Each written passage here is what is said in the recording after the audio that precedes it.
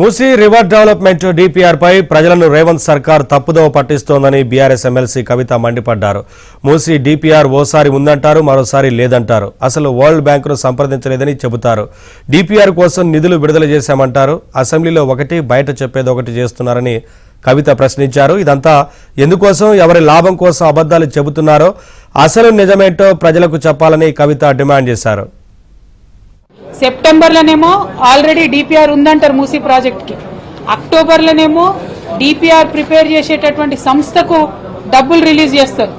డిసెంబర్లో అసెంబ్లీ సాక్షిగా ప్రభుత్వం నిలబడి మరి డిపిఆర్ లేదు, ప్రపోజల్ లేదు, మేము వరల్డ్ బ్యాంక్ దగ్గర మూసీ కోసం నిధులు అడగలేదు అని అంటారు.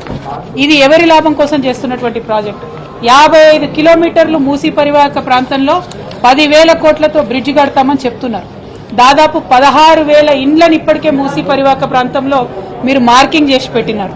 వాటి మీదకి ఇవాళ బుల్డోజర్లు పంపుతారా, రేపు బుల్డోజర్లు పంపుతారా, అర్థం కానటువంటి ఒక భయానక స్థితి అక్కడ ప్రజల్లో ఉన్నది. మరి ఇప్పటికన్నా మీరు ప్రజలకు స్పష్టత ఇవ్వండి.